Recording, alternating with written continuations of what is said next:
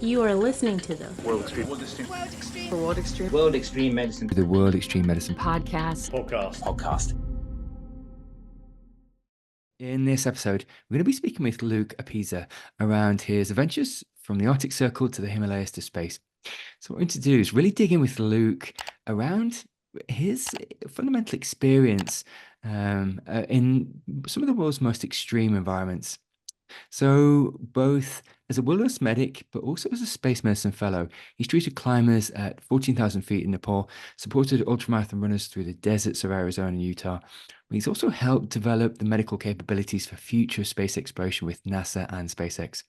So when he's not serving as an expedition physician, Luke is innovating new medical technologies like the backpack, which is a ruggedized breathing device designed for use at high altitudes in polar conditions.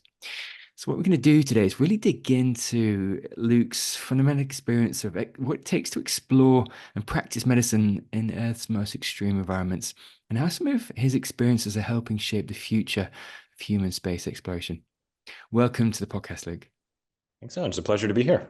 It's great to have you with us. I guess my initial question, Luke, really would be around, so from the Arctic Circle to the Himalayas, what led you to veer away from a traditional emergency medicine path to pursuing wilderness and indeed space medicine? Yeah, it's a fair question. It's something that I talk about all the time to our prospective wilderness fellows or even to med students who are interested in going into it. I had been interested in the outdoors. I'd been a climber, and that was really my background. But that was insufficient to justify doing a fellowship in wilderness medicine, right? If you just want to go play outside, you're probably better as a physician practicing medicine and then taking the rest of your time to go do that.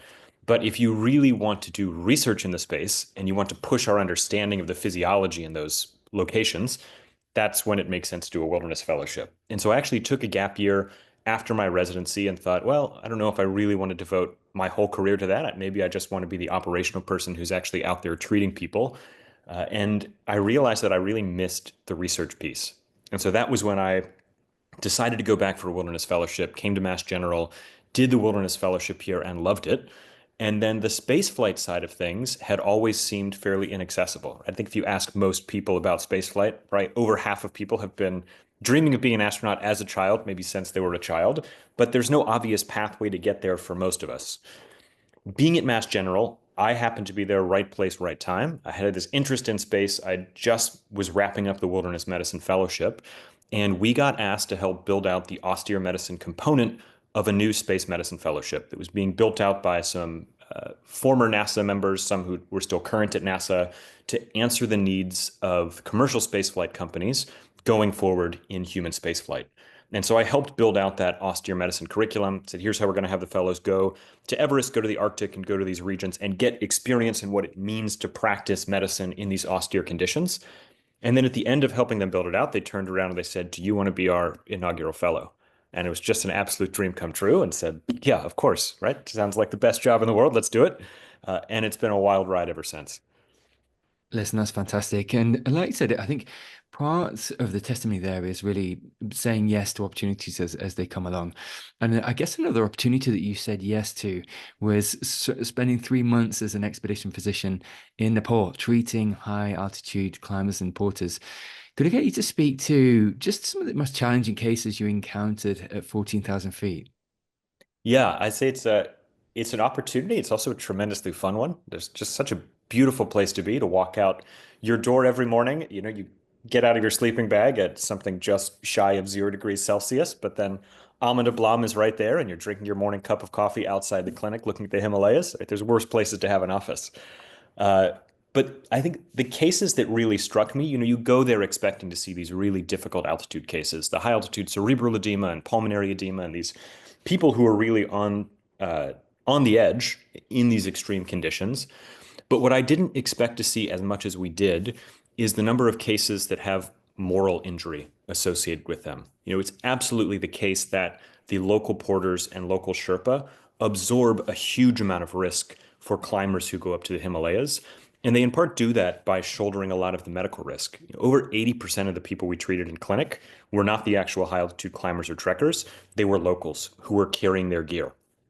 And part of the reason for that is that when you go to the Himalayas, part of the way the economy works there is porters are paid per kilogram that they carry to base camp, and they're paid for how fast they carry it there. And so there's this perverse incentive to climb to the Everest base camp more quickly, carrying more gear. And even though the Nepali government has put stipulations in place surrounding how much gear climbers, or rather porters, carry, you'll still see people carrying 50-kilogram loads to base camp, sometimes in as few as 3 days, which if you don't have to study much altitude medicine to know that's going to give you altitude illness. It's just amazing that it's even physically possible for them. And so I remember one particular Sherpa that we saw. He was a local porter. He was carried into our clinic on the back of another Sherpa. So when you see them carry gear there, they wear these lines around their head, and they're actually forehead carrying these huge loads. And this Sherpa walks into our clinic with a line around his head and a basket slung from it on his back. And in the basket is another porter who is completely obtunded, totally unresponsive. We get him into the bed in our clinic. His heart rate's over 160, in the mid 160s. His blood pressure is 70 over palp. So this is a gentleman who is completely on the verge of death. Get a point of care blood sugar, right? We start running it just like you would at any other hospital in the world, rule out the immediate reversible causes. But there's not a lot we can do diagnostically, right? You've got a point of care blood sugar you can do, and you've got your little handheld ultrasound, right? And so we immediately bring that on. We take a look at the heart, we take a look at the lungs, and he's fluid everywhere. And so we know that this gentleman is suffering, at the very least, probably from high altitude pulmonary edema, and maybe also from high altitude cerebral edema. And so we get him into our clinic. We start to do all the things to stabilize him. And as often happens in that part of the world, a weather front rolls in, and all of our helicopter evac opportunity completely disappears. And we know that for about the next 24 hours, this gentleman is just with us, and we're the only lifeline that he has. But he continues to improve steadily over the course of the evening. And around 3 a.m. in the middle of the night, I'm camped out in our clinic, which doesn't have much in the way of insulation. So it's about 0 degrees Celsius in the clinic. And we've got all the blankets piled up on him in the bed. And I'm in my sleeping bag, sitting next to him in his little hospital gurney. And I hear this rustling in the dark. And so I turn on my headlamp and I look over, and I see Kaji, who we came to find out was his name, with blood smeared all over him from the IV that he had ripped out as soon as he had woken up, right? And so we get some pressure on it, and I'm talking to him, more talking to myself, right? Because I know he's completely obtunded and can't understand it. And I'm like, Kaji, what are you doing? We need this in here, man. And he looks at me, and he says the first word he had spoken to us in at least 12 hours. He said, toilet. So we get this guy up, we get him to go pee, and over the next another 12 hours till we get our evac window, he ends up gradually coming back to himself, and goes from verge of death to almost making a full recovery, as much as we can do still up at that altitude. But what really struck me about his case is that the following morning, when we finally were able to find out who he was and where he had come from, the guiding company that he had worked for as a porter refused to acknowledge that he was their porter, because they knew that they would have to pay the $200 to helicopter evacuate him down to Kathmandu to fully resolve his altitude sickness. And they didn't want to pay the $200 to do that. And it took our medic threatening to go to the Board of Tourism to have their entire operating license for the Himalayas revoked to get them to pay for him to be medevaced out the following morning. And so, you go up there and you expect those crazy stories of medical treatment, but you don't expect that kind of asymmetry in who's actually bearing the burden of health up there. Yeah, no, listen, that's extremely insightful, and like you said, a massive reality check actually, Luke, because a lot of these times it boils down to finances, and but pressing for immediate treatment was absolutely the right thing to do, and evacuation. Could I'm jumping back slightly, but it's just there's so much ground to cover really within your CV and your experience, Luke. And I guess my next question would be around just some of the innovative products you've designed, which actually probably facilitate people being at altitude. So if you could speak to the ruggedized and non-invasive positive pressure ventilation machine that you worked on for people to work at altitude and indeed polar environments. Yeah, one of the really fun things about working at altitude or in austere environments, and it's also very true of working in spaceflight, is that nothing is given and nothing is taken for granted, right? And so when I work in the hospital, right, you go into Mass General, it's a massive quaternary care center, quite a famous hospital in the US with every resource at your disposal. And if I want to put someone on the ventilator, I plug the ventilator into the wall and I immediately have power. And if I need oxygen, I plug the circuit into the wall and I immediately have oxygen for the patient. And that's not true at altitude. And if you look at our clinic in Ferice, we have a series of solar panels on the roof that are quite old. And any power that goes from them gets fed into a battery system that's basically a bunch of car batteries lined up. And we store enough juice there to run an oxygen concentrator for ideally 2 to 3 days. If one of those really bad weather windows comes in, we're not getting solar power. And so the driver for the BACPAP, which is just a portable positive pressure device like a CPAP that you can then put on a patient, was to say, how do we create a breathing device that's more power efficient, that's optimized for altitude, so that when we're at day 3 or day 4 of a bad weather window in Ferice, we're not wondering if we can give our patients oxygen for another day. We have something that's still going to work there. And when you get that close to the power side of things, the oxygen side of things, the how do we survive up in this region, you start to see how all the pieces work, and it gives you ideas. And so that was the origin of it, and was a tremendously fun project to work on. We got just a group of brilliant engineers here at MIT to help design pumps that were more optimized. All pumps have a response curve for their power efficiency, and you can optimize those for altitude or not. We created a lot of things that make it work better in sub-zero temperatures. Instead of an LCD screen that can freeze and crack, we have an e-ink screen like you would find on a Kindle. And then we have just a little low power LED light band that lights up around that. All kinds of little tiny pieces that the engineers were able to work on over the course of 6 months that make it something we can now take up to altitude and treat patients better. So continuing the theme, Luke, of extreme environments, as an adjoiner, really, could I get you to speak to how you see the intersection between wilderness medicine and space medicine? And because you've really had a foot in both camps, both in SpaceX and NASA, and it'd be fascinating just to hear from you how you see really some of these adaptations, like you said, with the backpack, just really starting to lend itself to commercial space flight, really. Yeah, so let's take that as a perfect jumping off point. Um, Thinking about the entire chain from where does my power come from, where does my oxygen come from when you're at altitude. When you go up and you have astronauts who are on a space vehicle, that space vehicle was designed 5, maybe 10, maybe 15 years earlier. And what we've learned over time is if you have the medical people involved in the design phase, who aren't trying to fix problems after something has actually been built, you save a lot of headache down the road. And so when I'm sitting on console talking to our astronauts and one of them says, "Hey, I feel a little bit short of breath." All right, I'm not just thinking through things like, is this an asthma exacerbation? Is this, all the things I would think about in a hospital? I'm looking at the subsystems of the space vehicle and saying, what is our atmospheric composition? Where in this chain could something have failed that's actually causing a different driver of their shortness of breath than I would typically think of in a hospital here terrestrially.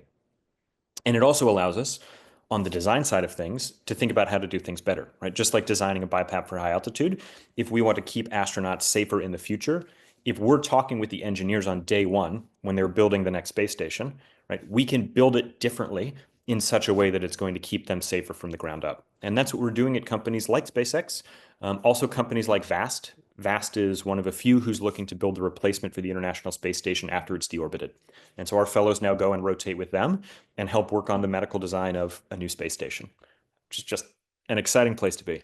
Yeah, no, indeed, indeed, and like you said, it's about where R&D meets actual product market fit, appropriate product market fit for medical capabilities. Because, like you said, you need to narrow the R&D time to make sure that there's alignment Yeah. between the medicine and the technology. Could I get you to speak to keeping the theme of extreme environments, Luke? Could I get you to speak to? So you've done a number of ultramarathons, being the supporting physician, notably the Grand to Grand ultramarathon. Could I get you to speak to just the unique medical challenges that you have observed and indeed learnt from supporting athletes through what would be a multi-day or multi-stage race? Yeah, you all say compared to being up remotely in the Himalayas or having Yeah, your indeed. patient Yeah. out in space, it does feel a Yeah. lot easier to treat people somewhere in a developed nation who are running an ultramarathon. But there I find that the fun of it is the psychological aspect and the shared decision making that you make with those patients. right? We have, people who roll their ankle and they say, all right, can I keep running? Right? You kind of suss out, do they want to keep running? Are they asking me if I'll medically disqualify them? Or are they asking me if I keep running on it? And this is usually what they're asking, am I going to destroy my ankle? Right? And so you get to have this fun kind of shared decision of if you came into my hospital in Boston, I would wrap you up, I would put you on crutches, and I would say, go home and follow with your orthopedist in a week and try not to bear weight until then. But you're out here. I can tell you from my physical exam and maybe my ultrasound, but I don't have x-ray, that it's probably not broken. And here's the risk benefit. And do you want to take the chance of extending your recovery time an extra 6 months so you can finish this objective that you've trained for the last 2 years? Or is it maybe not worth it? And that answer is different for every single runner we have. And when you work with runners over 5 days or over a week or longer, you really get to know each of them. And you get to have those personal discussions based on the goals that they've shared with you at dinner the night before or 5 days ago when they talked to you about everything that brought them to run this race. And so it's a rapid connection with the patient at a very deep level that you just don't make many other places. No, listen, I agree, and like you said, it's really prudent to have an honest conversation with them because there is a lot of sunk cost and almost sunk cost bias really into it because they've prepared for so long, but it's that risk benefit analysis, as you were saying, and trying to get them to see maybe more objectively than subjectively, which is hard when you're in the throes of a race. Luke, I'd like to pivot to some of the research you've been involved in. And, we've spoken quite candidly about pulmonary edema, high altitude pulmonary edema. Could I get you to speak to the study on proning versus supine positions for high altitude pulmonary edema? So what inspired, I guess, you did see anecdotally first case example, real life examples, quite a lot of anecdotal examples of this. Could I get you to speak to sort of what inspired the investigation and what you've learned from that? Yeah, I say quite a few cases. And one of the amazing things about working in Ferice is that it has the highest incidence of HAPE of any location in the world in a given season. Last season, when we were up there, we had roughly 40, low 40s, 42, 43 HAPE cases over the course of the entire climbing season. The proning study was actually not one that I brought from its inception all the way forward. We had planned on doing a different nitric oxide exposure study at altitude, but it didn't end up getting through for the device to be cleared in time. And so that's going to go up in a future season. One of the local Nepali doctors who was there had already had this idea. He had already gotten the IRB through and he said, hey, I'm really excited about it, but I'm not in Ferice. Would you all run this study or at least help me run this study to see whether proning patients with HAPE improves outcomes? And so for the non-medical people or for anyone else who does not prone often, right? We don't do it a lot depending on where you're at in the hospital. The idea of it for some critical patients is that as you have a patient who is laying flat for a long period of time, you get all of this dependent edema that layers up in the lungs, and proning the patient causes a fluid shift with gravity that can open up parts of the lungs that were previously closed down with all that fluid and can potentially give you better outcomes from a pulmonary standpoint. And so the idea this physician had was, let's do a randomized controlled trial. We have roughly 40 patients who are up there over a season. Let's have 20 of them do what we normally do, which is lay flat and get their treatment. And let's have the other 20 be proned for a portion midway through their treatment cycle. That has not yet been published. I could say the data trends towards a small effect that is positive. But the broader theme there is these disease processes at altitude are so novel to us as a medical field. I mean, if you think back about when Everest was first summited, right, we're talking about the last 60 years, roughly. And the amount of time since then when we have formally been studying high altitude pulmonary edema is even less, right? One of the first people to look at high altitude pulmonary edema under ultrasound was our first wilderness fellow here at MGH about 19 years ago. And so we only have the span of time since then to really be able to look at it in this way. So to get 40 patients and try these things that we've done for years in the hospital now at altitude lets us really get some low-hanging fruit and say, yeah, maybe we can change how we do things at altitude based on how we do things at the ground. So looking at some of your remote experience, Luke, and you really have traveled the globe and practiced medicine in the far fringes of the globe, from Alaska to Nepal. Could I get you to speak to sort of working in these kind of low resource environments? How it's influenced working in high resource environments like at Massachusetts General Hospital? What have you brought forward from some of that remote medicine? Yeah. A couple big pieces. One is that as the pandemic showed us, and as for us in the US now, the IV fluid shortage showed us, we're only one disaster pandemic away from a high resource environment becoming a low resource environment. We had people 3D printing vent splitters, right, during the COVID pandemic. You never thought we would have a shortage of ventilators, and yet one pandemic showed us we could.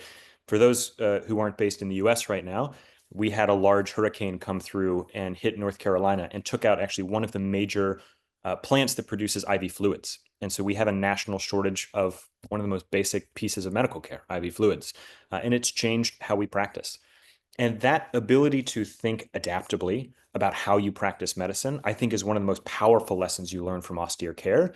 And it allows me, when I go out and do these, to then come back and talk to our residents and say, hey, when you come out on your elective and you join me in the Himalayas for a month, here's how we might have to do things. And when you come back, hopefully not, but when you come back home, you might be in a similar situation. Or at the very least, it might make you think about how you practice care back home differently to then innovate for the future and change the way we do things. So jumping about a bit, but actually still on the theme of, I guess, innovation and R&D. You've worked on autonomous robotic vehicles operating without GPS, Luke. Could you speak to how this technology might translate to medical care in remote environments, and indeed maybe even space missions? Yeah. In that particular case, without GPS, was for a military application where that contingency was particularly interesting.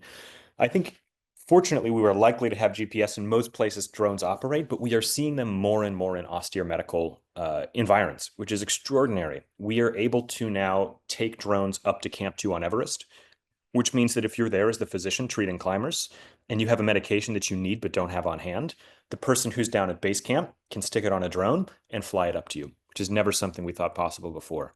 There's an amazing initiative that the Nepali army has started within the last few years to clean up Everest. And they're bringing down thousands and thousands of pounds of waste every year. Just this past season, a group of engineers brought up a drone that now can fly a route through the Khumbu Ice Falls, the most dangerous part of the climb, and pick up trash that has been preset for it by individuals at Camp 1 or Camp 2, and then haul them back down to base camp so that yaks can then haul it down the mountain. And so even cleaning up these environments that we have polluted over the last 50 years, right, is aided by drones. And so they're absolutely transforming the way that we both take care of locations that are austere, but also take care of people in those austere environments. So looking at another fundamental part of your CV, really, Luke, which is as an assistant fellowship director for MGH's Division of Wilderness Medicine, could I get you to speak to, I guess, in a way, some of the received wisdom or lessons you aim to impart to the next generation of wilderness medicine physicians? Mm. I say most of what I've learned comes from my own mentor in the space, Dr. Stuart Harris, who's just a phenomenal individual to be able to call a mentor. I think that's one of my great privileges in life, has to been able to work so closely with him. Uh, in the wilderness space, I think there's often, at least in the US, this misconception that wilderness medicine is all, Stuart likes to call it twigs and berries, right? Or is all splinting legs with sticks. But really, what wilderness medicine is, what it can be, and what I think it should be, is a chance to see human physiology in the most extreme of environments and to take lessons from there that allow us both to translate them to how we take care of patients every day in the hospital, but also to push those even further to places like space, right? I think the Space Medicine Fellowship, as an outgrowth of the Wilderness Medicine Fellowship, was a natural move, right? Expedition care in space is exactly what we're doing on a regular basis on the International Space Station. And so, what I would hope to pass on to our future wilderness fellows is you are the next generation who will get to push the boundaries even further than we have gotten to push them, and then bring those lessons home for the patients you see every day, or maybe push them out to the moon and push them out to Mars, where we've never been before.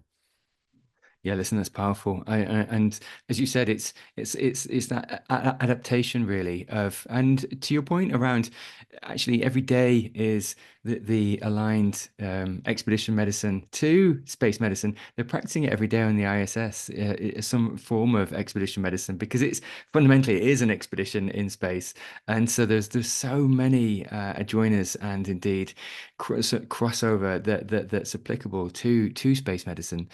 Could I get you to speak to, so one of the key facets really of your, I think, of your overall experience is innovating and where you see leverage in different and iteration in different aspects. Could I get you to speak to that just as more of a meta theme, Luke? I mean, there's from creating cancer data repositories to everything around robotics to high altitude backpacks.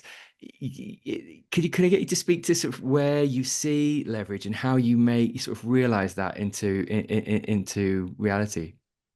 Yeah, I think when you broaden your own perspective enough that it challenges your fundamental assumptions, right? When you go out and do austere medicine for the first time and realize you can't just plug a patient into the wall for their oxygen, it fundamentally shifts how you think about the practice of medicine. And I think it becomes far easier to innovate when your fundamental assumptions have been challenged.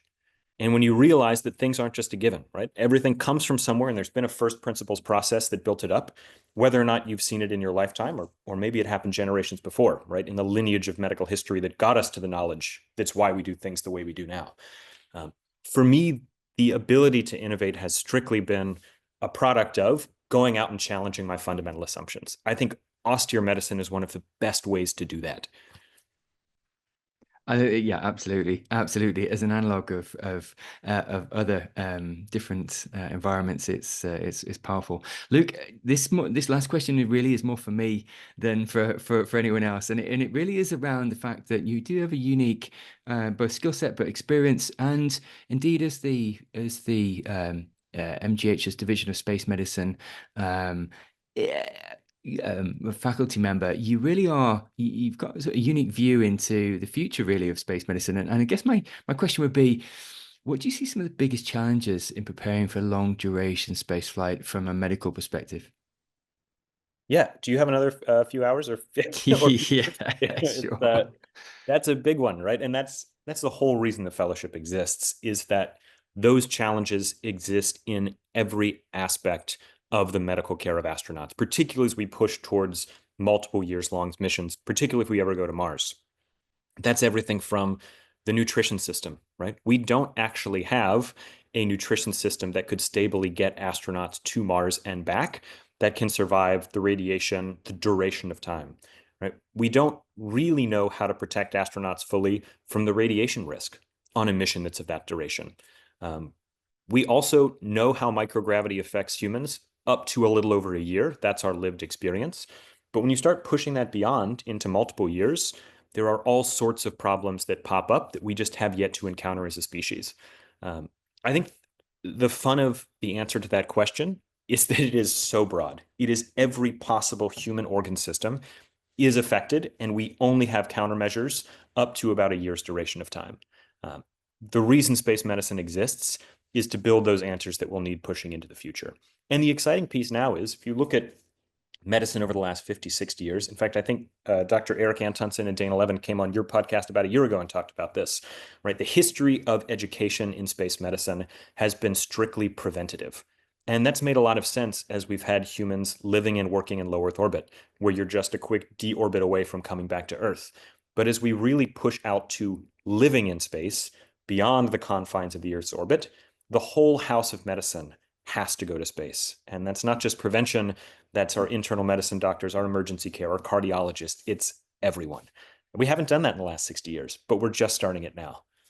Yeah, super interesting in this space because you're right, thinking outside the box is almost a prerequisite for that because there is no analogs of comparison for such long time. So, Luke, listen, that's fantastic. Thank you so much for the last half an hour. It's great just to get your thoughts, but also just a quick potted journey into your CV and just the disparate nature, but also what I find fascinating is, although it's so varied, there is these almost meta themes that you can pull back and actually that are super useful in your day-to-day practice. And to your point earlier about how remote medicine can actually give you a unique and indeed interesting view on day-to-day medicine in hospital, and they don't have to be separate. They can actually align and inform one another, and I think that's absolutely fascinating.